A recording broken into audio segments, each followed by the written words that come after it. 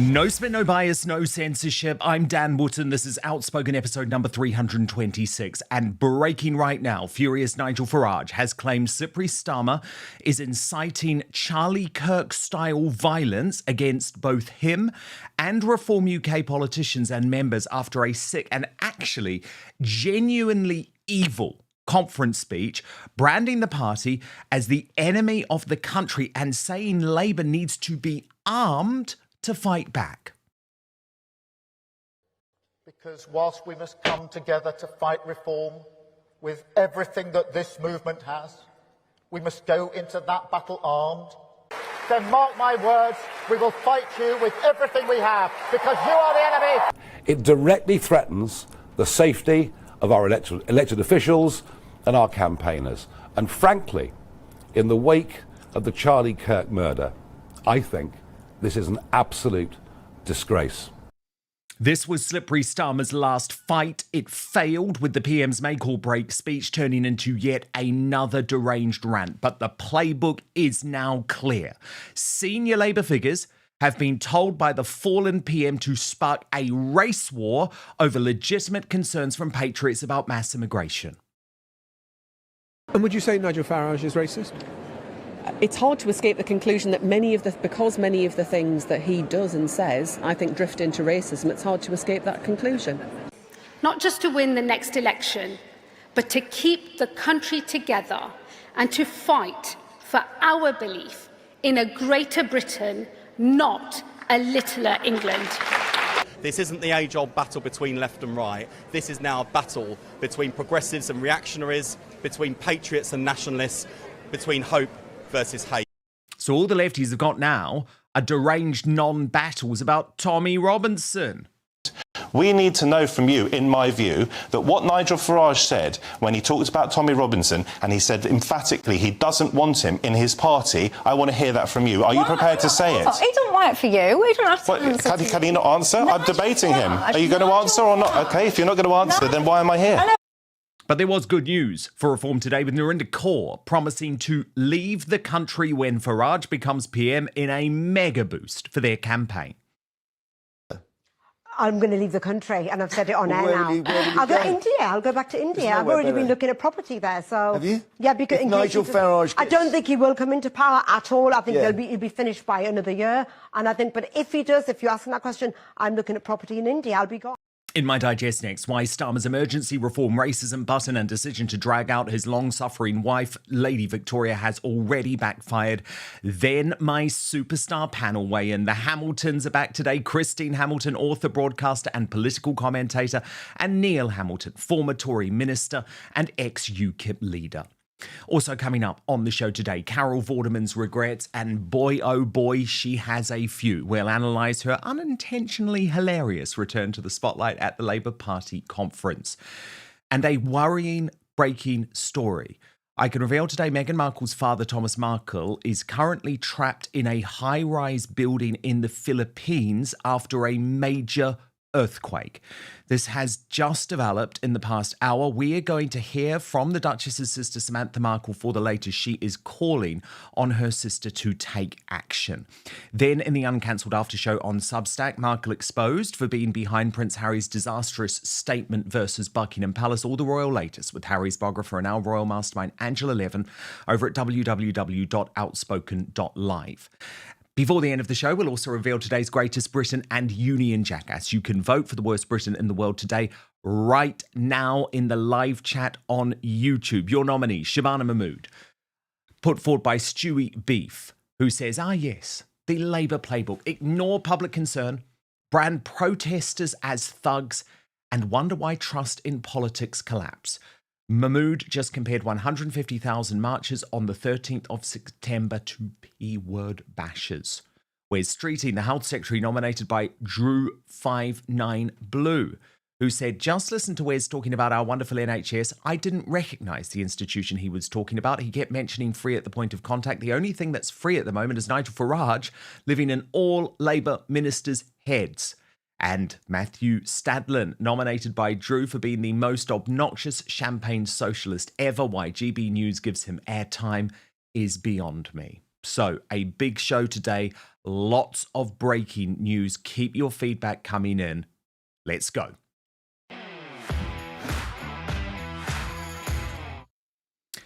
Slippery Starmer, the worst Prime Minister in British history. Let me repeat that. The worst Prime Minister in British history, bar none, has sunk to rock bottom in a desperate bid to save his own skin as Labour loyalists turn on him due to historic poll lows.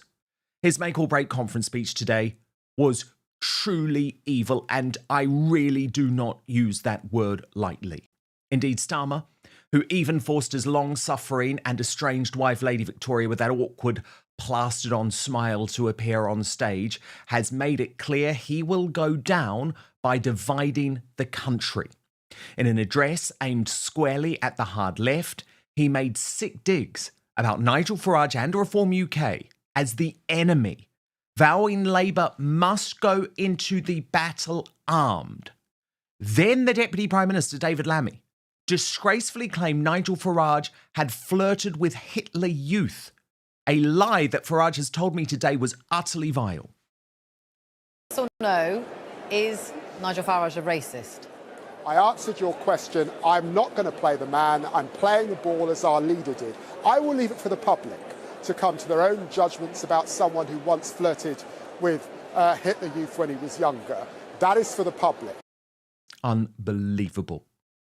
As I say, Farage has told me today that that claim from Lammy on the British bashing corporation, which was not even challenged by the presenter, is utterly vile.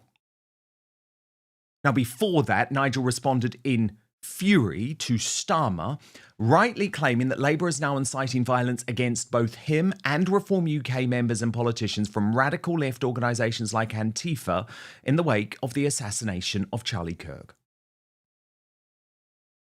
Labour says these policies are racist and immoral, and by implication, Reform supporters, Reform voters, Reform sympathisers are racist too. Yes, if you think we should control our borders, you are, by the definition of the Prime Minister and his cabinet, all racists.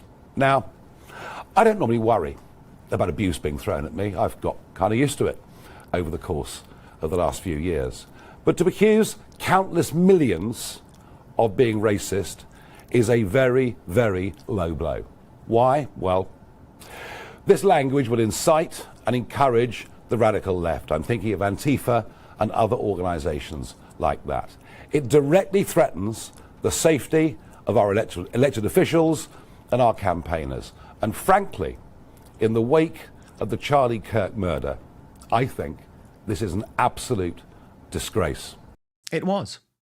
It was an absolute disgrace. Starmer shamed the office of Prime Minister today, and he embarrassed our country. Country proud of its values, in control of its future, or one that succumbs against the grain of our history to the politics of grievance. It is a test, a fight for the soul of our country, every bit as big as rebuilding Britain after the war. We know that this man is out to destroy Britain. What else can explain him branding people racist for being concerned about the Islam takeover of the UK, the daily invasion of criminals via the Channel, and the fact all of our biggest cities now have a white minority population? Yet he forced his embarrassed cabinet ministers, the real plastic patriots, to wave the Union Jack and St. George's Cross in the audience as if we are fools, as if we are going to take that. Within minutes, though, he was launching more vindictive attacks, inciting violence on Farage by claiming the Brexit champion actually hates the United Kingdom. I mean, think about it. When was the last time that you heard Nigel Farage say anything positive about Britain's future? He can't. He doesn't like Britain, doesn't believe in Britain, wants you to doubt it just as much as he does. So he resorts to grievance. They all do. They want to turn this country, this proud, self-reliant country, into a competition of victims, saying to you, to working people, don't trust in each other. You can't fix this. This is not a great country. But it is conference. It is a great country. It will always be a great country. No, no, no. Not under leadership like yours, it will not. Not under leadership like Sadiq Khan's. And this makes me so angry because it is that type of arrogance and complacency that is destroying Britain under your watch. Because you say we will always be a great country. No, we will not if we continue going down this path. We can all see it. We can all feel it. We are all experiencing it, Starmer, regardless of your weasel words. He then suggested those of us simply speaking the truth are sowing fear and discord. There is a line, a moral line. And it isn't just Farage who crosses it. There are also people who should know better, sowing fear and discord across our country. And then when we call it out, they pretend that we're criticising reasonable concerns about immigration. We have seen that trick conference. So let us spell it out once and for all. Controlling migration is a reasonable goal. But if you throw bricks and smash up private property, that's not legitimate. That is thuggery.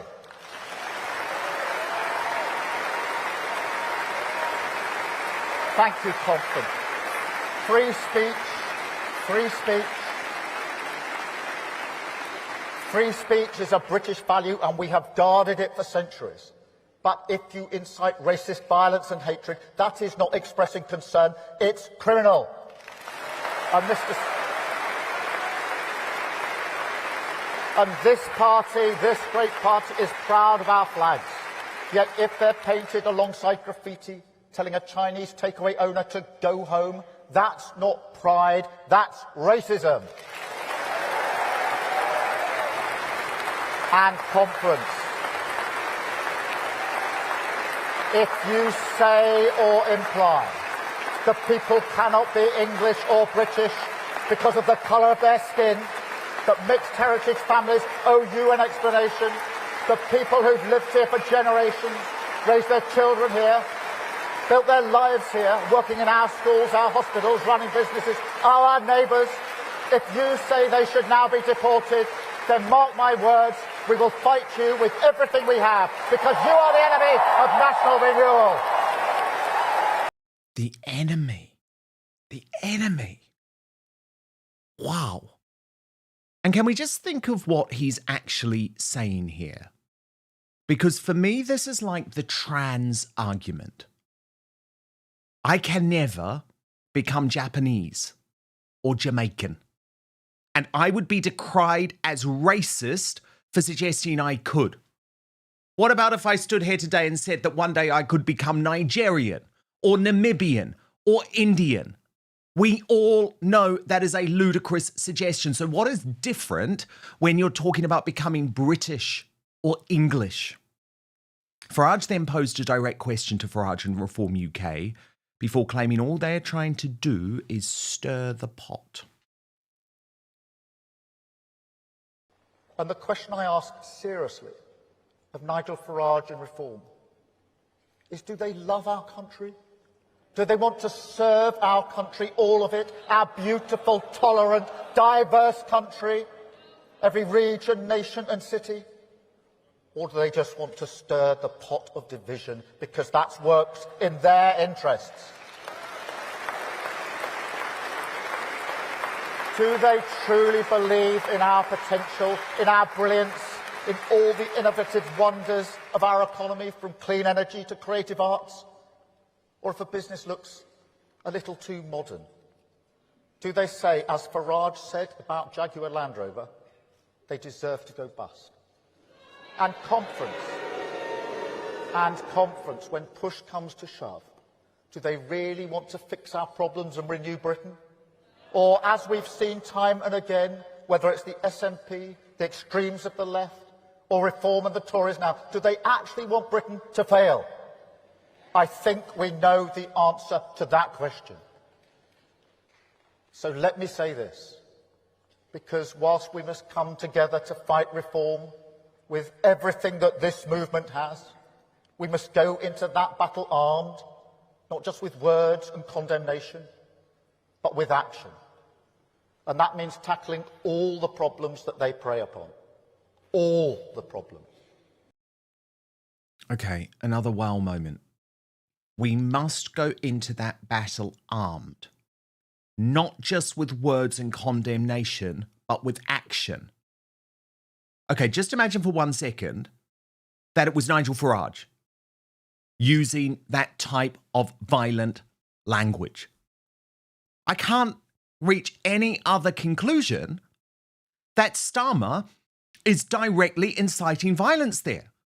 We must go into that battle armed, not just with words and condemnation, but with action. He is inciting Antifa. He is inciting the radical left. It is truly disgusting. Well, the Reform UK leader snapped this afternoon. Watch. I used to think the Prime Minister was a decent man, somebody that I could talk to and chat to. We might disagree on worldview, but I thought he was a profoundly decent human being. I am completely shocked at his behaviour. I hope when he wakes up tomorrow morning, he feels ashamed of what he has done. This is a desperate last throw of the dice from a Prime Minister who's in deep trouble, a Prime Minister who can't even command the support of half of his own party. But I'm sorry to say, I now believe that he is unfit to be the Prime Minister of our country. His bizarre attempt this afternoon to invert patriotism and the love of flag was quite extraordinary. This is still the Labour Party of Gordon Brown. Remember that bigoted woman who talks about mass immigration? It's still the Labour Party of Emily Thornberry, who thought the Cross of St George on a van in Rochester was something truly awful. It's a Labour Party that could never accept any sense of English identity, even if it was more tolerant of Scottish or Irish or Welsh identity. Starmer says, I don't like or love this country. Well, let me say this. For 30 years, I've fought for British sovereignty. I fought for us to be a self-governing nation. Why? Because I always believed the best people to govern Britain were the British people themselves. And him? Well, he, of course, didn't like the vote. The greatest result, the biggest democratic mandate ever given in this country, when in 2016 we voted Brexit. Now, he spent the next few years trying to overturn that result. By the way, I don't blame Farage for losing it at all, given the racism and the attacks which have come thick and fast over the past 48 hours from Labour's biggest names, including Education Secretary Bridget Phillipson, on the fake news agents. And would you say Nigel Farage is racist? It's hard to escape the conclusion that because many of the things that he does and says, I think, drift into racism. It's hard to escape that conclusion. And do you think that is in danger of being portrayed as Labour thinks that anyone who votes reform is a racist? No, because I understand the frustration that people have at the moment. They want to see change in their lives, in their communities, and they want it to go faster. Labour's great moderate Hope Wes Streeting, the Health Secretary, spread lies about reform and Farage in the MSM and on stage. Challenge and task on our hands, and we know what the consequences are for failure. This isn't the age-old battle between left and right. This is now a battle between progressives and reactionaries, between patriots and nationalists, between hope versus hate. And I know which side Keir Starmer's on. We all know the consequences if we fail, and that's why we're determined not to let our country down. Is he racist? Let me put it this way, because I don't have a window into Nigel Farage's heart and soul. I remember the leaflet that Reform put out in Scotland in the by-election that said that Anas Sarwar would prioritise the interests of the Pakistani community. If that leaflet, directed against a proud Scot of proud Pakistani heritage, was not racist, then I don't know what is. And if Nigel Farage allows that to go out from his party, what does that make? Farage wants to replace the NHS with an insurance system. His vision for healthcare is a system that checks your pockets before your pulse and asks for your credit card before your care. Well, it might be all right for Mr. Moneybags. We know he can afford it. But what about those who can't? We should know by now that man is a con artist, posing as the voice of the people whilst working for the interests of the powerful.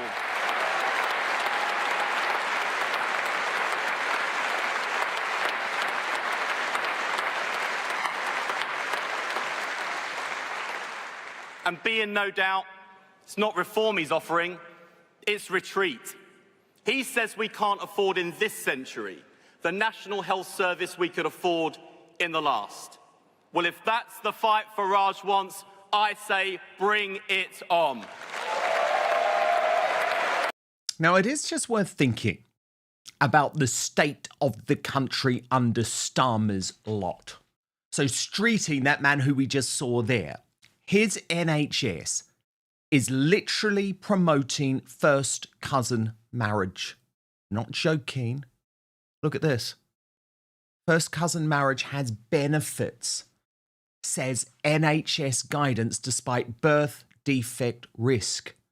Guidance published last week by the NHS England's Genomics Education programme says first cousin marriage is linked to stronger extended family support systems and economic advantages. But the practice has also been linked to oppression of women and also has a proven increased risk of genetic disease and offspring of first cousin relationships.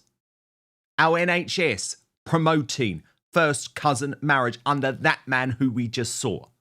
Then we're having to deal with the daily insanity of situations like this. So just to clarify, we have a Taliban commander's nephew who lied about his age when he got here, who's unable to work and we're paying through public funds, has successfully applied for 7 family members to join him from Turkey, none of whom can speak English, all of whom will be on benefits.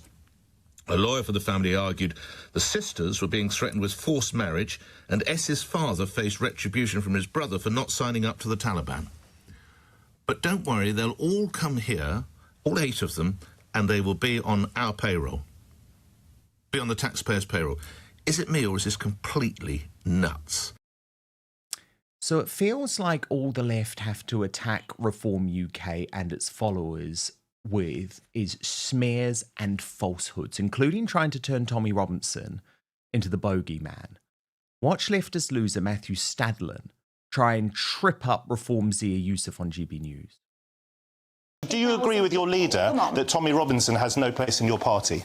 Well, I agree with Nigel on that, but let's also be clear, Tommy has not made any request to join Reform and is currently supporting another party. But what you've just done is you've just done exactly the same thing that politicians in this country and the political elite have done time and time again. Because what she did there was she created an other, she created an us and them, and it was, by the way, we talk about inflammatory rhetoric. I actually think the most pernicious inflammatory rhetoric we have heard from a senior politician in this country this week was not actually the racist thing, as bad as that was. It was Keir Starmer, the Prime Minister of this country, talking about an enemy. Did you see that? He talked about there is an enemy. And this comes in the context, by the way, of the assassination of Charlie Kirk in the United States, tragically, of a raft, I see these things, a raft of people on social media calling for Nigel to be murdered, and to be using words like enemy, which is not something, if you listen to what Nigel has said, every time he's asked about Keir Starmer, he's actually complimentary about him as a person. He seems a perfectly nice, relatively harmless chap. He's just totally out of his depth. What Keir Starmer is doing, because he is circling the drain, because according to a Survation poll this week, the majority of Labour members want him to stand down, and because he's literally the most unpopular Prime Minister in history, is resorting to this outrageous, divisive rhetoric. And for you to sit there and say, we're the ones who are using bad rhetoric is so beyond the pale and shows, frankly, Matthew, how out of touch you are. But after that, Stadlen went again.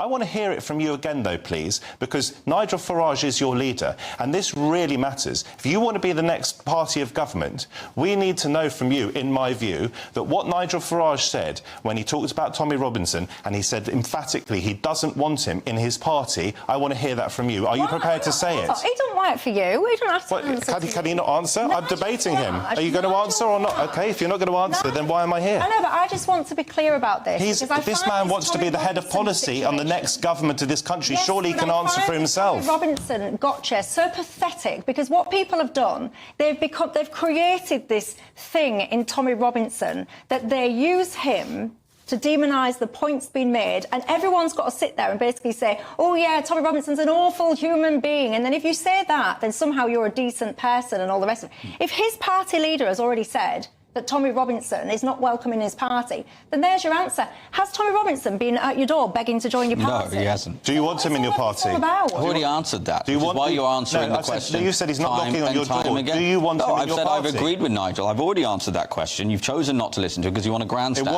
make a point. It wasn't particularly emphatic for me. Here's the point. A lot of people around the country are very scared by what happened on that march. At the end of the day, though, this utter desperation from Labour losers will not work. Indeed, Fraser Nelson is right that this only plays into Farage's hands.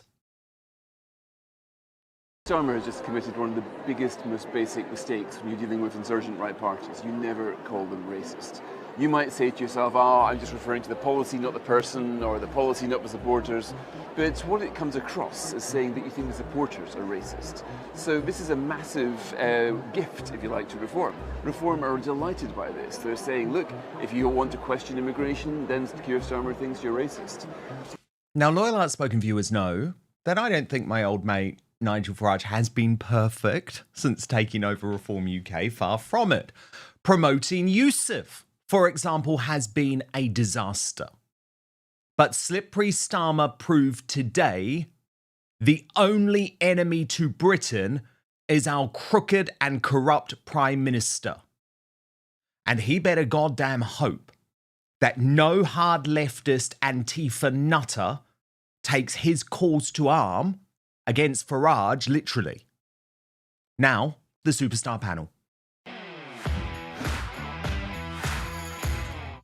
Big day. Brilliant to have the Hamiltons here. Christine Hamilton, the author, broadcaster and political commentator. Neil Hamilton, former Tory minister and ex-UKIP leader.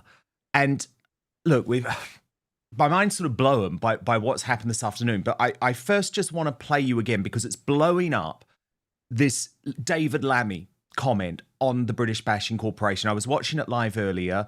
I sent it to Nigel Farage. He came back immediately and he said, this is just completely vile.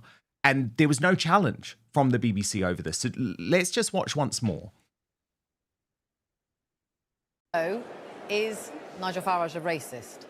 I answered your question. I'm not going to play the man. I'm playing the ball as our leader did. I will leave it for the public to come to their own judgments about someone who once flirted with Hitler Youth when he was younger. That is for the public. Neil Hamilton flirted with Hitler Youth.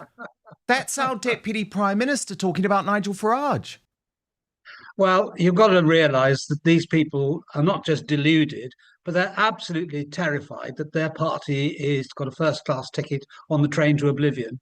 And, when a rat is cornered, it lashes out, doesn't it? And that's what we're seeing here. It's desperation on their part. They're absolutely terrified. First of all, Starmer's terrified of his own party because he hasn't even got a majority of his own party behind him. And the whole party is terrified of Reform because they know if the polls are replicated in the general election, the Labour Party will be halved or more in size, and Farage will get an overall majority in the House of Commons. So, of course, they're terrified. And I should think Reform are absolutely killing themselves laughing at this. And the public at large, as you rightly said a minute ago, are not fooled at all that that Farage hates Britain, and the man who really does hate Britain was the one who said that. And he's the man who spent most of his life trying to abolish the United Kingdom as a separate political entity. And as you said earlier on, also when we did have the biggest single vote, direct vote by the British public in British history on the EU referendum, he did everything that he possibly could to try to reverse that. He didn't accept the voice of the British people. So the Labour Party is the enemy of Britain. They're the ones who, for the last 50 years, has supported mass immigration, uncontrolled immigration. The Tories, of course, completely screwed things up in the last 14 years. But Labour always wanted to go even further than that. Remember, Andrew Nether, a Blair advisor about 20 years ago, explained that the policy of the party was to flood the country with diversity, to rub the noses, the right's nose in it. Well, yeah, and also, by the way, import their voters, by the millions and millions and millions to sort of try and rig elections in the future. But Christine, what's interesting is that they're not laughing. Reform are not looking at this and laughing. They are very, very scared about this rhetoric coming from Starmer, which they view as a direct incitement to violence, a call to arms against not just Nigel Farage, but also their politicians and their members. Are they right to be worried? I mean, Farage directly linked what Starmer was saying and the incitement to violence to the assassination of Charlie Kirk in the US. I think they're very right to be concerned. And I think this afternoon, in particular, this whole business of Labour and Starmer in particular attacking reform has taken a very, very nasty turn. If you remember, Cameron was attacking UKIP, calling them nutters, fruitcakes, etc.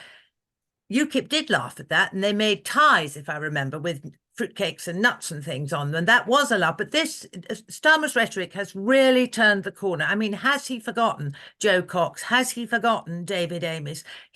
Somebody mentioned Charlie Kirk. I mean, somebody listening to that of very little brain could easily take that as I am supposed to go out and physically attack reform supporters because they are racist. And the way David Lammy, by the way, threw in the name Hitler, I mean, far-right racist, we've now got Hitler, we've had Nazi, I think.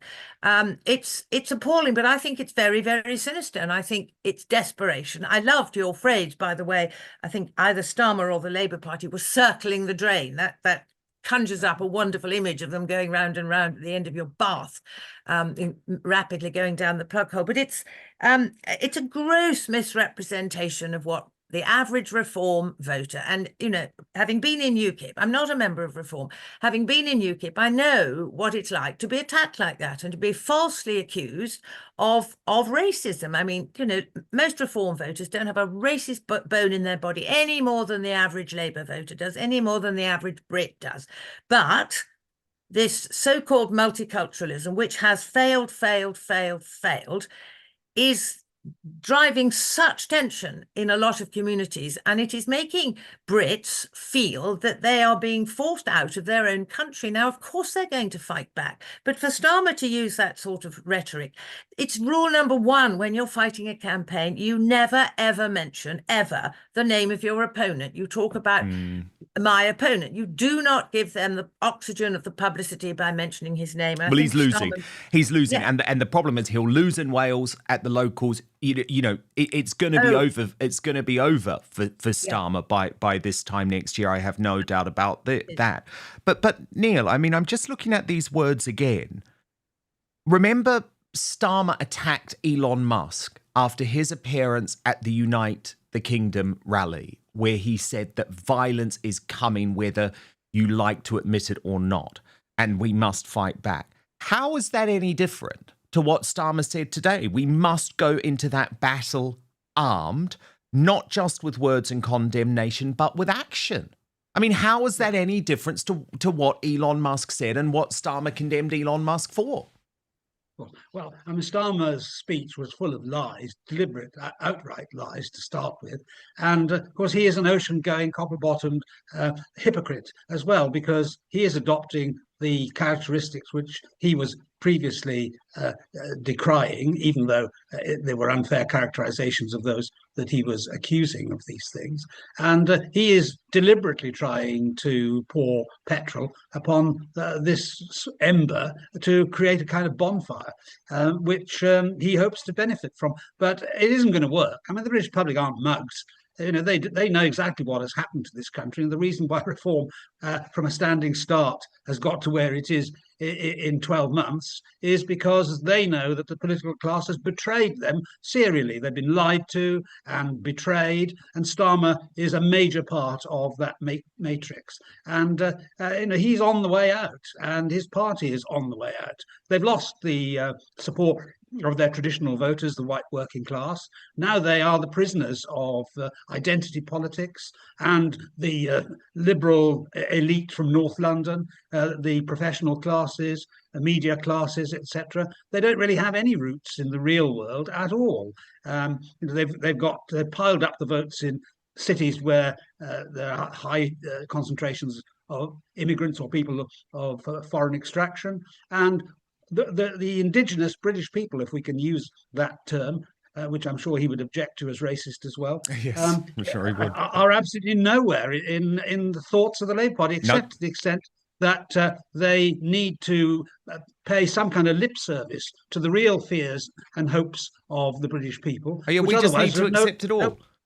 We just need to accept it all. Otherwise, we're horrible racists, Neil. Look, this is hilarious. This is hilarious. Breaking right now. David Lammy has just been wheeled back out on the British Bashing Corporation to admit that Nigel Farage was not a member of the Hitler Youth. So this has literally just happened.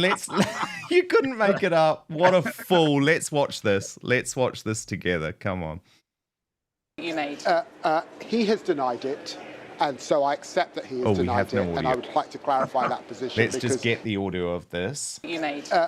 He has denied it, and so I accept that he has denied it, and I would like to clarify that position because, in the end, the Prime Minister was keen for us to focus on the policies, not the individual. Let's talk about... I mean, Christine, he's a clown. The guy is a clown. He's our Deputy Prime Minister. Mortifying. Well, that is not as scary as the fact that he was our Foreign Secretary, representing us on the world stage. I mean, at least now he's slightly corralled in this country, but I know it's horrific.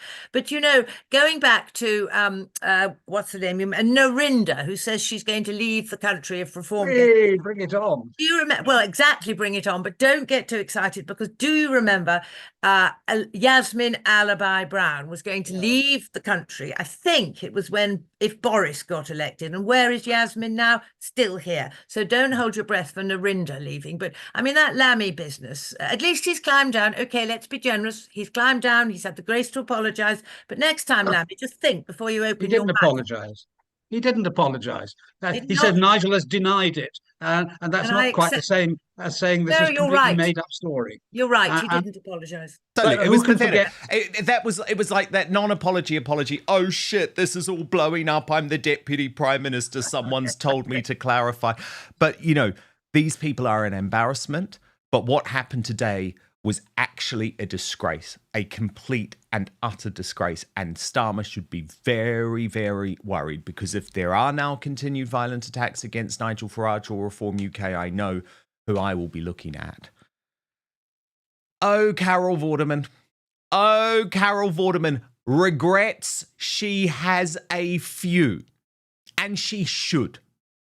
Because remember this deranged woman who used her platform on the British Bashing Corporation and LBC to push Slippery Starmer so hard to suggest the election of this man would solve all of our problems, has aged by about 3 decades in the past 6 months, because that's what she used to look like. But let's take a look at what she looks like now, because you'll see there is a huge, huge difference, given that all of a sudden her entire worldview has collapsed.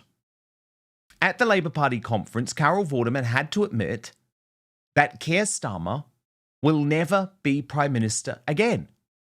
Look at her there. Goodness gracious me. Lies do age someone. And she lied to the public, and now she's got regrets, but it's far too late. Watch this. We're looking ahead to the next election. And again, boo me, please. Keir Starmer, this is my prediction, Keir Starmer will never be voted in as Prime Minister again.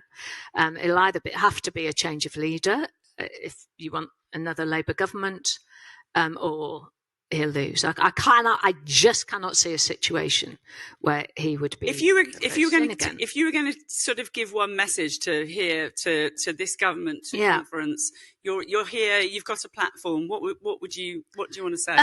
Get your PR better for a start. It's just like, it's appalling. I do understand that they're fighting a tide of right-wing newspapers. I get that. I really do understand that. And a channel like GB News, which wears Ofcom, frankly, we're an entertainment channel. Therefore, I've worked in media for so many years, and the Ofcom regulations are really bloody strict. But apparently they're out of the window now. I don't even know who the chair of Ofcom is. And they need to we need to have some system that is back in place.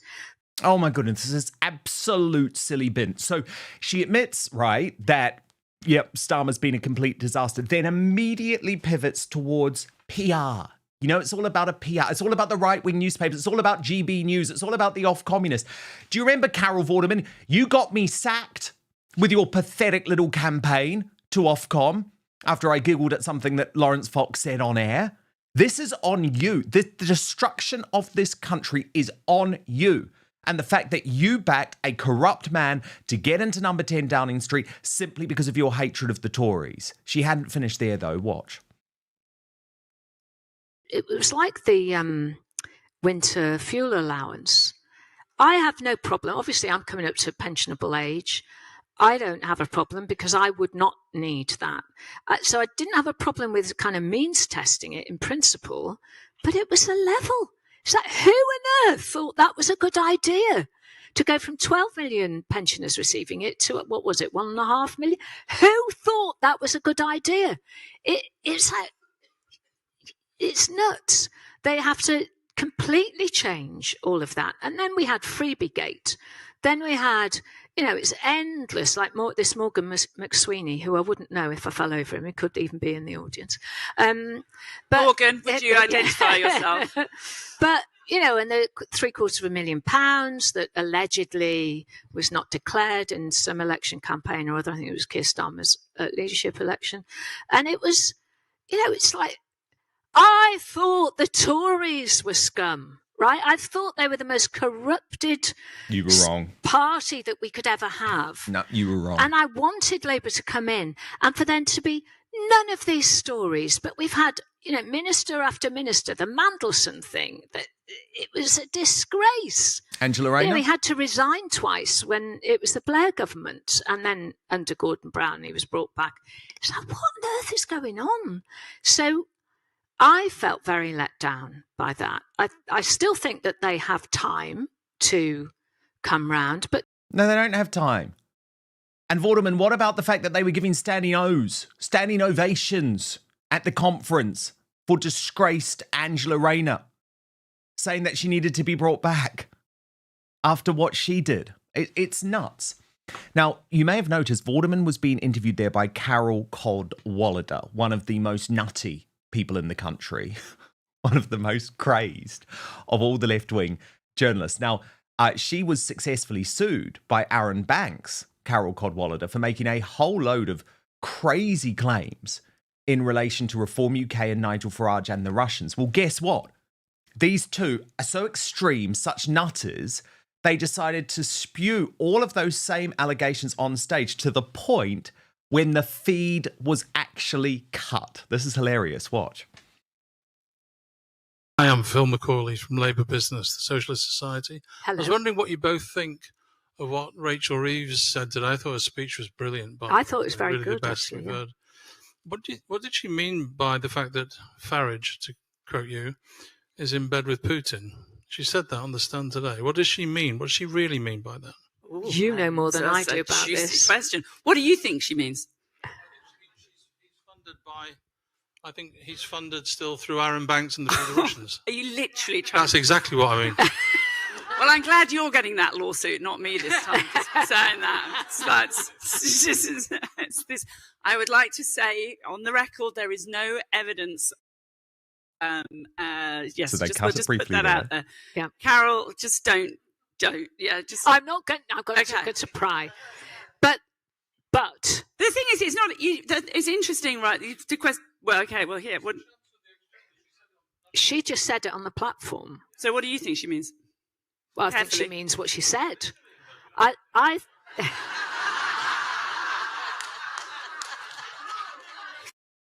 And the feed at that point was cut to Neil Hamilton and Christine Hamilton. I mean, they'll never learn, will they, Christine? Do you think I'm being really horrible, Christine, by saying that Vorderman genuinely looks like she's aged about 3 decades on this realization that, holy shit, she got this terrible, corrupt lot elected? Well, far be it from me to ever tick you off, but I do tick my husband off for making personal remarks about females' appearance. We will not have any examples, Neil. Just back in your box for a moment. It looks to me as though she just hadn't done herself up as the way that she normally does. But do you know, if Carol hadn't been so vile, she did it again, didn't she? Tory scum. She used the scum word, which I think is horrific. I would never call anybody scum. If she hadn't been so vile, I would actually be feeling rather sorry for her, because there must be millions of Labour voters, good, honest Labour voters up and down the country who are feeling exactly as she does, let down. They're feeling disappointed. This isn't what they voted for. This isn't what they wanted. It's not what they expected. And they feel disappointed, stroke betrayed. But because she's Carol Vorderman, has behaved in the way that she has over the years, absolutely not. I'm laughing all the way. I mean, you know, but yeah, probably perhaps she's just a bit tired. She had a late night. If I'd known we were going to be discussing female appearance, I might have done a bit more before I came on air. Christine. You look amazing. I mean, Neil, it's more that I'm sort of talking about the fact that I guess she had so much hope. She genuinely thought that this corrupt lot was going to change the country, whereas we were all saying, no, be very careful what you wish for. But her hatred of the Tories almost overtook everything. She almost went mad, Neil. She went insane. Yeah. Well, you know, it's the 11th Beatitude, and blessed are those who expect nothing, for they shall not be disappointed. And you'd think that by now we've had enough experience of Labour governments to know that they always run out of other people's money. Usually it happens by the end of the Parliament. This time they've managed to achieve it at the beginning of the Parliament. So I think that's a massive achievement by Keir Starmer. You know, a first for him amongst Labour governments, that he's actually gone straight into a nosedive, into the abyss within 12 months of winning an election by a huge majority. And I don't understand why lefties don't see what is obvious about the way the world works in reality. That if you massively increase taxes and spending, you get massive budget deficits and huge tax increases, and the economy starts to grind to a halt. It's not rocket science, is it? So they should have failure inbuilt into their psyche, because that's exactly what socialism it makes inevitable. It's not the way in which wealth is created. They hate wealth creators and entrepreneurs. They're massively dependent upon the public sector and public sector unions. Their voter base is almost nowhere with the private sector or people who work in the private sector. They don't understand how wealth is created in the first place. They don't even understand how to spend it properly, the massive waste which they're proposing. Look at net zero, for example, which has achieved the opposite of what happened in the 18th century. They're responsible for the deindustrialization of Britain, with a crackpot as the Secretary of State for Energy in Ed Miliband. And things can only get worse to upend Tony Blair's slogan. And that's exactly what's going to happen over the next 3 or 4 years, because they simply cannot change direction. They actually believe in what they're doing, and what they're doing is catastrophic. Yeah, I mean, I'd love to know, Christine, what happened to Vorderman, though, to have this sort of Damascene conversion so late in life. Because remember, the Carol Vorderman, who you probably know from the showbiz scene over all of those years, was partying with Boris Johnson, chumming around with David Cameron. I mean, I almost think it was a grift for her. She honestly thought she was going to become a big media superstar on the left. I think that's probably right, and I think possibly her ambitions were even greater than that. I think she saw herself in the House of Lords as Lady Vorderman of Countdown or whatever. So maybe that might still happen. You never know. In the dissolution honours, when Starmer is disappearing into the abyss, he may take Carol with him and put her in the Lords for his. You know, she'd been loyal. Although, where on earth were those two girls talking about? Where were they? Where there was this tiny stage and a few chairs in the audience. I don't know where it was. It was at a Labour Fringe event.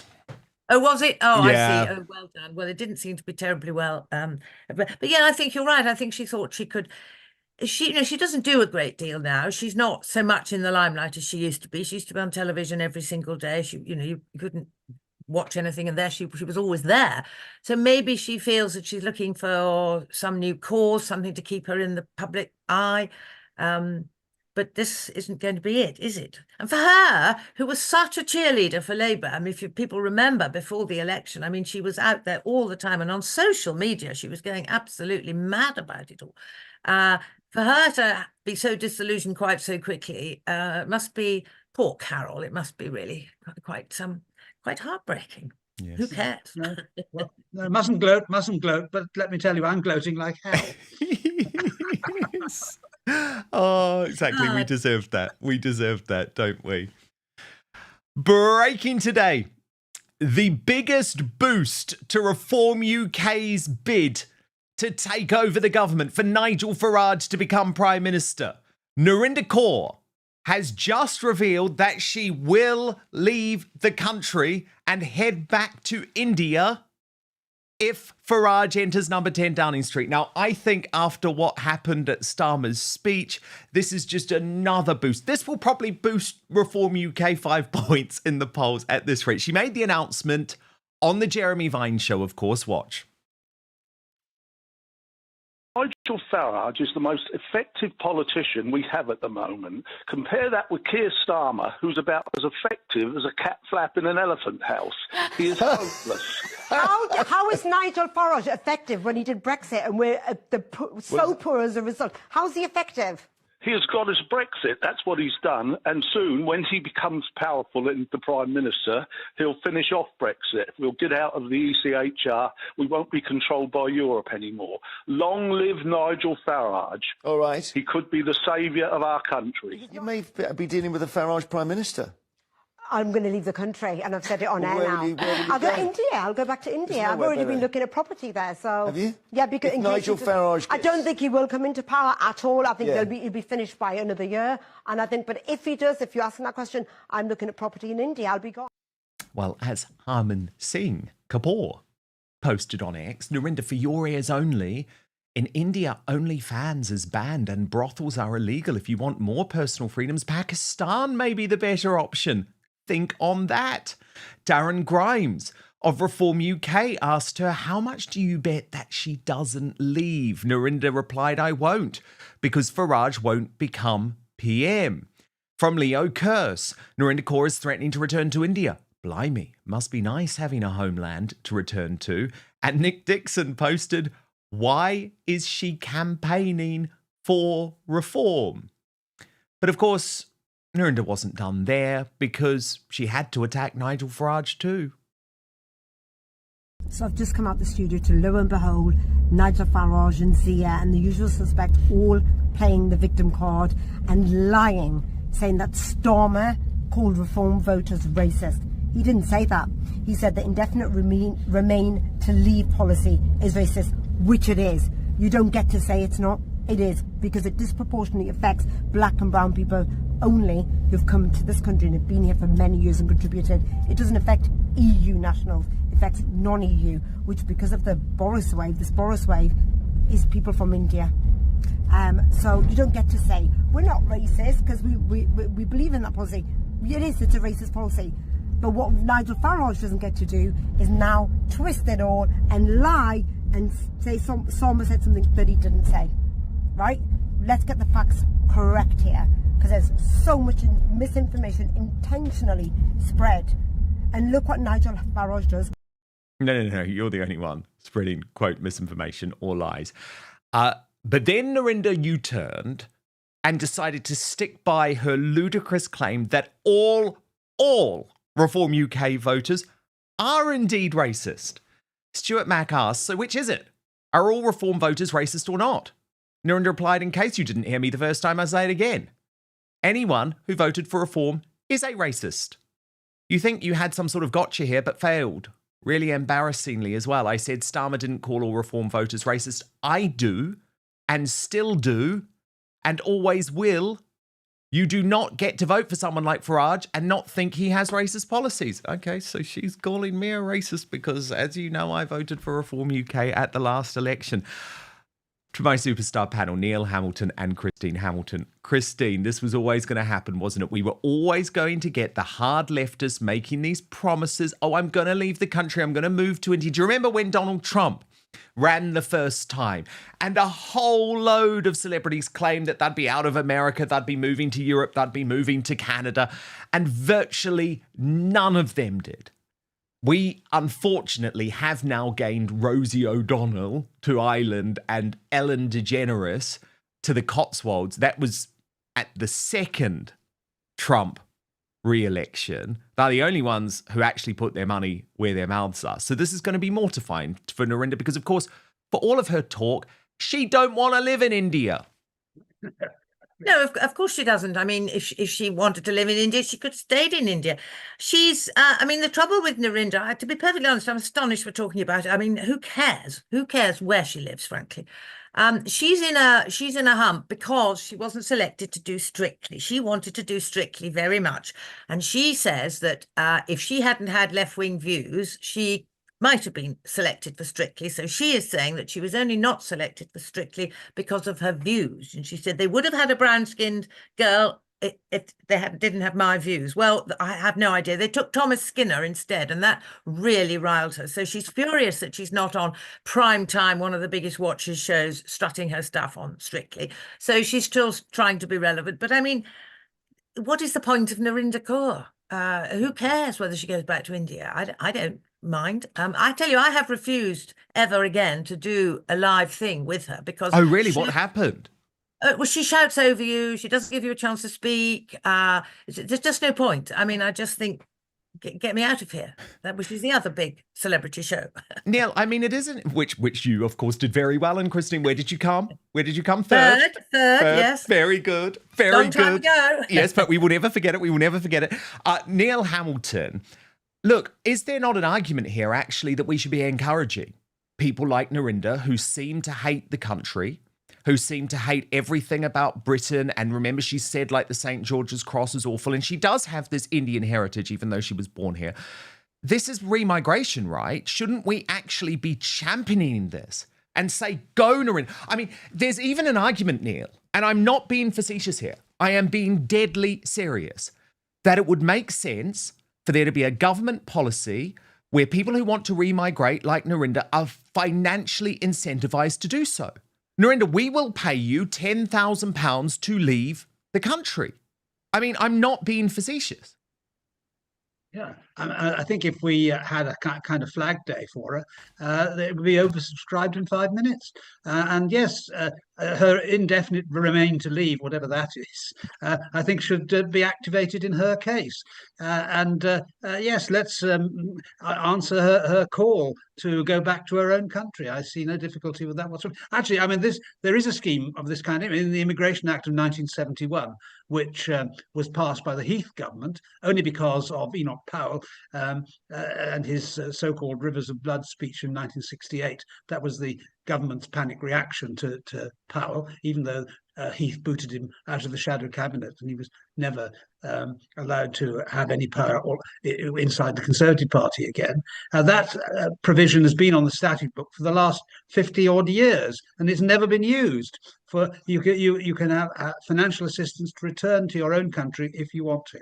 And yes, by all means, I think this is an excellent idea because we know that overwhelmingly the immigrants that have come in recent years have been dependents and not wealth creators. You know, the Boris wave, 10 million people were added to our population under the last Conservative government, I think, and 83% of them were not wealth creators. They were dependents or students or whatever. So the idea that immigration is a massive boon to this country is utter nonsense.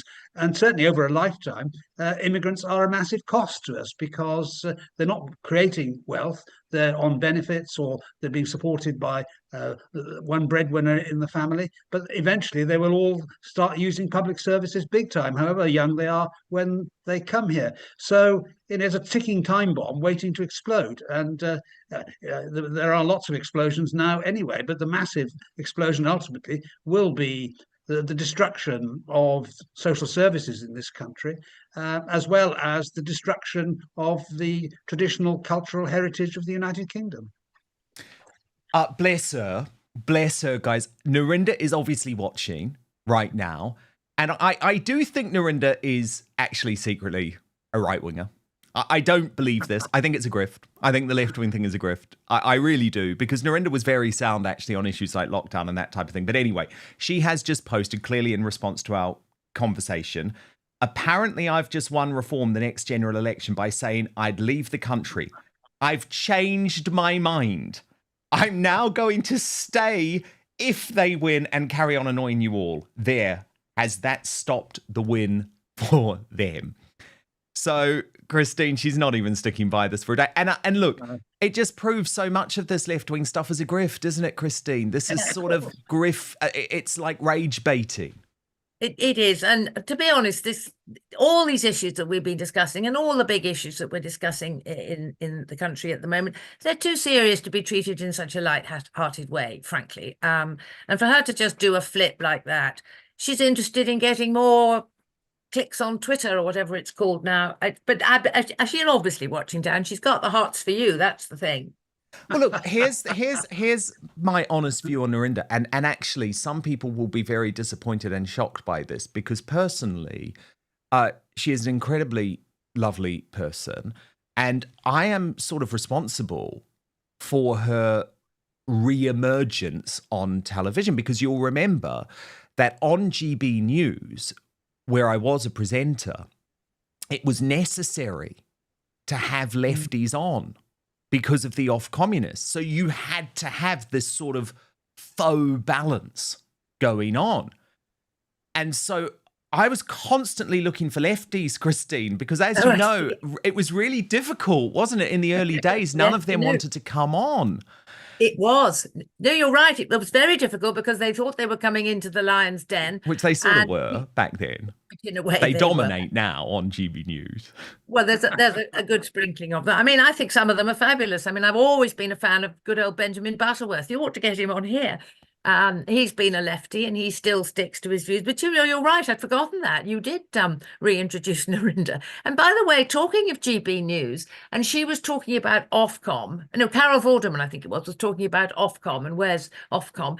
Does she not know that Ofcom have investigated GB News, goodness knows how many times? Obviously not, because she was complaining, where are Ofcom? And the other thing when we're talking about Ofcom is that the BBC are the only people, you cannot complain to Ofcom about the BBC, you have to complain to the BBC. If you don't get any joy there, you can then go on to Ofcom. But I mean, by then, most people have run out of steam and they can't be bothered and they're getting on with their lives is more important. But I mean, how disjointed is that you can't complain to Ofcom direct about the BBC? Yeah. But I mean, the interesting thing about all this, of course, is that the left want to reintroduce censorship. Obviously, we've got censorship from Ofcom anyway, otherwise in the media. But it's always the left who call for censorship. Nobody on the right wants to silence people expressing their opinions, and that's because they have such weak arguments they can't overcome the responses that they get from people like you, Dan, and me, and from Christine. So again, it's like most of what we've been talking about today, it's just proof of their utter desperation at the failure of their project. And it's entirely predictable to the likes of us, of course, because we understand how the real world works. But they live in a kind of fantasy world, parallel universe, which always fails. And like the old Einstein adage, isn't it, that if you stop banging your head against the door, then you might have a chance of ending your headache, to paraphrase. So, but they keep on banging their heads. No wonder they've got a sore head all the time, and that's what we're seeing here. Okay, Christine and Neil Hamilton, stand by. We will come back to you shortly. Breaking right now, A very worrying development for Thomas Markle, the father of the Duchess of Sussex, Meghan Markle, who is currently trapped in a high-rise building in the Philippines after a major earthquake. His daughter, Samantha Markle, the sister of Meghan, has posted on X in the past hour, "My father is stuck on the 19th floor of a building in the Philippines after a massive earthquake, and he can't walk and he is trapped. Shame on my disgusting, evil, fucking sister forever putting our father in this position. I hope she is cursed. Karmic vengeance will be mine. Shame on Harry and Meghan, may they be damned. He gave her everything, and this is how she repays him. Why don't Harry and Meghan spend some money and get their fucking asses in a helicopter and go save my dad? Gloves off, bitch." And at this very worrying moment, Samantha, my good friend, joins us from Florida. Sam, this is just awful. This is just awful. So this earthquake looks like it was very bad, 6.9 on the Richter scale. And because of his health issues, your father is trapped in this high-rise building. What can you tell us? What's his current situation? A dear friend of theirs is there, so I just got word back that, excuse me, I'm a bit emotional. I just got word back that they are okay, but I think being a 6.9 on the Richter scale, yes, I was very emotional. And I do feel, in my opinion, that my sister is responsible for this. The PR media attacks that made him reclusive, that made him decline physically and health-wise because of the stress and not getting out enough because he was having to hide from media. Her treatment of him, the heartbreak, the disregard, the nasty fake news articles that were not true, insulting him after giving her everything, you know, from his 40-year amazing profession, blood, sweat, and tears. And to disregard him, to bring on that stress, to force him to be reclusive, to force him to want to be in another country to hide from media, which is why he ended up in the Philippines in the first place. Never once, neither Harry nor Meghan, never once checking to see if he's okay, making sure that he was in the best of care through not one heart attack, but two, and a stroke at 82 and being unable to walk. He would not be there if it wasn't for her treatment of him. I guarantee it. And so, you know, I was in a panic. Forgive me for my harsh words on social media, but I was in shock. I'm hurt for my dad. I'm worried about him. And they seem to be stable in the building, trapped on the 19th floor. And I said, is there anybody around to help you? There's no one there. It seems as though people have scattered. And I think emergency rescue are trying to figure out what to do with so many people there. And the biggest concern, naturally, are the aftershocks. Those buildings are not built to code. So to feel like you're trapped on the 19th floor and that you can't walk, the elevators are not working, you can't get downstairs, is terrifying. So, you know, I'm checking my phone for updates from them or anyone else to see how they are. And, you know, we just pray for them and everyone affected. It's pretty horrible because it's not like Los Angeles where the buildings are on rollers and where they can handle disaster like that. I don't think they were equipped. So I don't know the full results of this yet. I don't know what the damage is yet. I'm just standing by to hear. 100%. And I mean, I don't blame you at all, Sam, for your anger. But just to clarify, your dad, Thomas Markle, is still stuck in this building and you are not sure about the sort of structural veracity of the building. And of course, there could be more aftershocks. That is correct. And he can't leave the building because, what, are the lifts gone or? Yeah, and I said to the friend of his who was visiting, and my brother, I said, get him out of the building, find the stairwell, put him on cushions and a shower curtain, and slowly pull him down the stairs. I mean, easier said than done for 19 floors. I said, but you don't want to be in that building if there are stress cracks and it crumbles with aftershocks. So I think at this point, that's the biggest concern. Praying that nothing happens. And again, you know, I know it's not realistic. There's no helicopter. There's no one that can get there in time, land on the roof. I mean, that happens in movies, but it doesn't really happen in real life. So it's just a shame that he was ever in this position. And no, someone said on X, it was quite cruel. They said, your sister didn't cause earthquakes. She didn't cause your dad to be in the Philippines or have bad health. Yes, she did. Because without everything that she had done, in my opinion, he wouldn't be there. He wouldn't escape there for a peaceful life from the nasty fake PR, fake news media attacks, from his broken heart, you know, and he wanted solace. So this is really unfortunate, but thankfully there is a good friend there with him now from the UK. God bless her. I love her.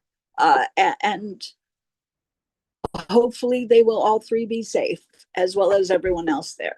Yes, but your point is this is yet another opportunity where your sister, who does have limitless resources compared to a normal human being, and also limitless opportunities to actually get to the diplomats, get to the consul for Americans in that country, you are calling on her, Sam, to step in and actually do something practical to help get your father out of this building now, because that's what needs to happen, right? Yeah, I'm sorry. I guess my halo is a little bit tarnished. I don't really feel like much of a saint right now, on the grounds that through 2 heart attacks and a stroke, he hasn't been there. He's been, you know, in Mexico with hurricanes, with bad weather. But I think more to the point, she's running around reportedly paying for humanitarian awards for herself. And my father is hanging on for dear life. So I'm sorry. In my opinion, you don't deserve any award. And if you pay for it yourself, it's even more of a tragic comedy, given the circumstances with your own father on so many occasions. Just no. Absolutely. So, Sam, you're saying to your sister, help your dad. You can't get blood from a rock. That, you know, if she hasn't given a care by now, it's not going to happen. But I think this should be on her conscience. I'm not sure that she has one. How serious does it have to get? How many people do there have to be in her wake that she seemingly has no regard for? Least of all, the man who his whole life, winning 3 Emmy Awards, working 70-hour weeks to give her everything. Yes. To be a dad. Yes. And it wasn't me, it was his blood, sweat, and tears. He was everything to her. And any fake news media that says otherwise, shame on them too. That's the, you know, the ugly side of KPA. We must never forget that. We must never forget that in all of those, especially during her teenage years, you know, when she was at school, at university, it was not Doria who was there, it was Thomas Markle. He is now trapped on the 19th floor of a high-rise in the Philippines. Have some humanity, Meghan Markle. Have some goddamn humanity. Sam, stay with us, but I want to bring in the Hamiltons now. Christine and Neil Hamilton. I mean, Christine, this is devastating, isn't it? Just absolutely devastating. It's horrific. I had no idea until I was listening to Samantha just now. That man gave Meghan everything, gave her life. Without him, she wouldn't be here. She wouldn't be here to be able to be prancing around on the world stage the way that she does. Any decent daughter would be rushing now to do whatever she could, as either you or Samantha said. She can open the doors, she can open any door, her and Harry. She can open diplomatic doors. She could move mountains for him, and she doesn't seem, unless she's doing it very quietly and we don't know about it. So, but I doubt it. She doesn't seem to be doing anything. It's unbelievable. This is her father. Her father. Why doesn't she do something? She can. It's in her power, possibly, to save his life. Why doesn't she do it? I'm not surprised that, Samantha, you're completely heartbroken. I mean, you've had to fight against this sort of callous indifference now for however many years it is. But this really is, even by Meghan's low standards, this is astonishing. If she doesn't move something to save him. I mean, she is a monster of narcissism. And you would think that her PR people, if nobody else, would tell her, this is what you've got to do. I mean, she can't have a single human bone in her body, I think, if she ignores the moral obligation and personal obligation that she's got to her own father in this way. We'll see. But and we've been here, in a sense, before many times in the last few years, where she has shown herself up always as somebody who's much more concerned about herself, in fact, to the exclusion of anything else, really, when you look at her history. And the only thing that matters is me. But I'll never understand what motivates her, really.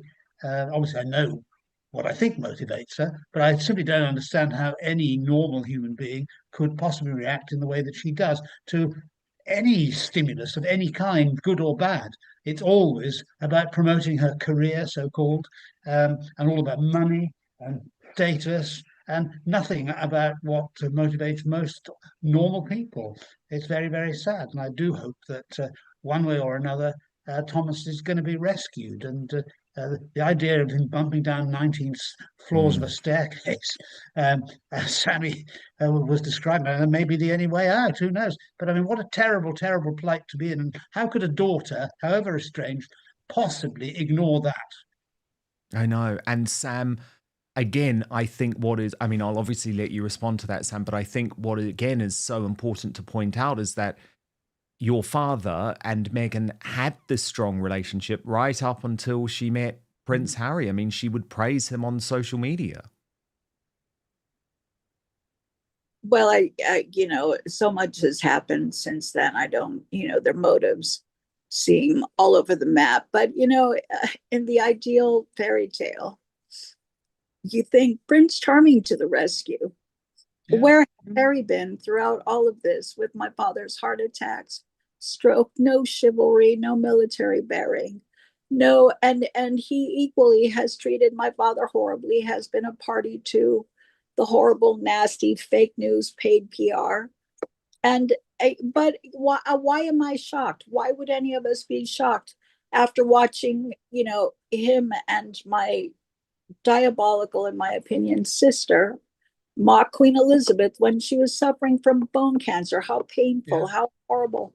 Prince Philip, why are we shocked? Why would I even expect her to develop a moral conscience or a heart now? Yeah, the Scrooge developed a heart, but I doubt my sister ever. Well, I mean, this is so extreme. There are no words. So but they are literally about, you mentioned it, Sam, earlier, but Christine and Neil, I'm not sure if you're aware, they are literally about to receive this fake award in New York in a few days' time, where they're being described as the humanitarians of the year. I mean, how on earth can you be a humanitarian and not step in when your father's on an earthquake-stricken building on the 19th floor in the Philippines? I mean, there's nothing humane about that. No, I mean, in the immortal words, you simply couldn't make it up. I mean, it's given the situation with Thomas, it's horrific in the extreme. And I suppose they'll be chased some ridiculous alleged car chase all the way through New York. It's all about publicity, as Neil said. It's me. And to give yourself an award, I mean, people normally award up themselves what we call the CDM, which is the Cadbury's Dairy Milk, which is just a stupid, ludicrous advertising campaign. You don't award yourself.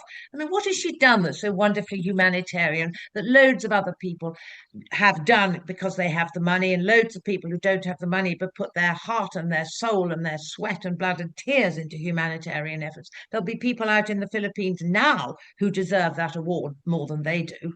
I didn't know that. I can't bear to watch her on television. If she comes on the news, zam. I know. Well, look. Honestly, Samantha, it must be awful for you to have to watch the way your sister has betrayed you and your father. I mean, my heart goes out to you. It really does. I mean, family first is quite a good motto, actually. Well, it's not about the money, but what is so glaring is being so close to so many people who spend millions on a week vacation or hundreds of thousands over a weekend, who could save my dad, who could make a difference. She could have made it so that he was in the best medical care and never had to go to the Philippines, but that he was in good care, good health, getting out and about. She could have had the fake news media lay off of him for protection of his health, knowing that he was fragile. It's just sickening being in such close proximity to solutions and people who could be change agents, but who absolutely have no regard, no morality, no heart, and who just won't lift a finger. I don't get it. I get it. Look, Sam, is there anything we can do for Thomas? I mean, obviously, please pass on all of our love, all of our support, but is there anything we can do? Obviously, we'll stay across this situation. Your prayers, your thoughts are great. Thank you so much. And I will keep you updated. I think they're okay for now. So I'm just waiting to hear what's going on. And if there are any rescue crews in the area, I can't imagine. They said, I asked them if there were police around or men that could help get my father down the stairs. They said, no, there's nobody around.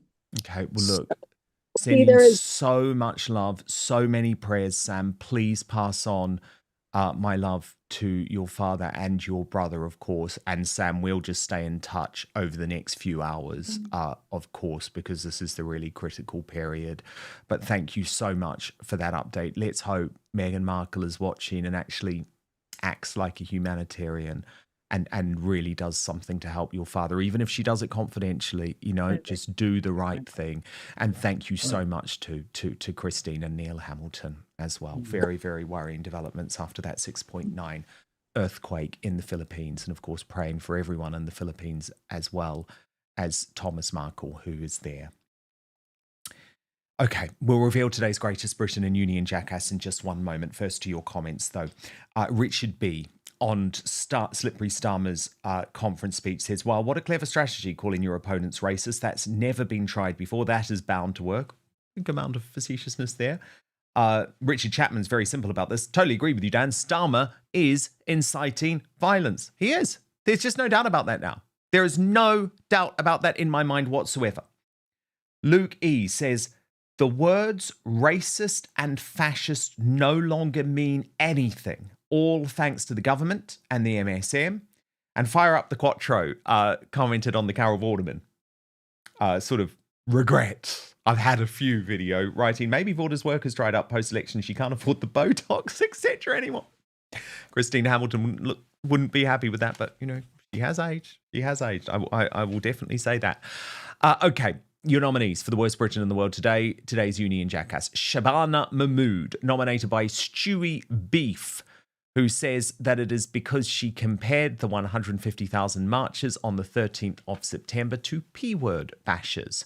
Where's Streeting, nominated by 59 Blue, who says he kept mentioning the NHS, but actually the only thing that's free at the moment is Nigel Farage living in all Labour ministers' heads.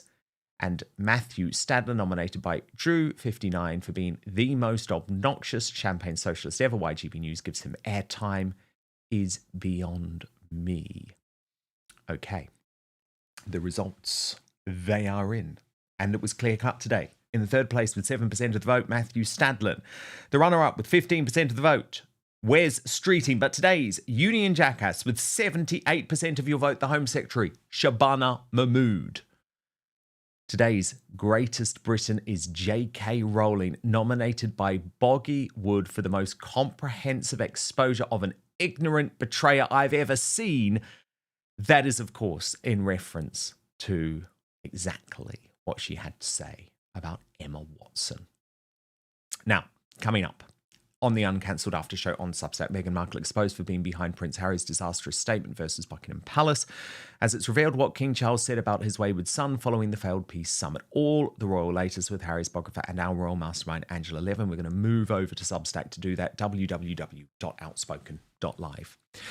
We are back with you live, though, tomorrow, 5 p.m. UK time, midday Eastern, 9 a.m. Pacific. Hit subscribe if you're watching on YouTube or Rumble. And by the way, we are now available as a podcast, the Dan Wootton Outspoken podcast. It means a lot to me, so let me just stress the point. If you can, please sign up, subscribe, especially on Apple Podcasts, Spotify, wherever you get podcasts, actually, and rate and give us a little review, because that really helps boost us in the algorithm too. You can watch us on video too on Spotify now as well. Okay, thank you so much for your company today. Remember, most importantly, I promise to keep fighting for you.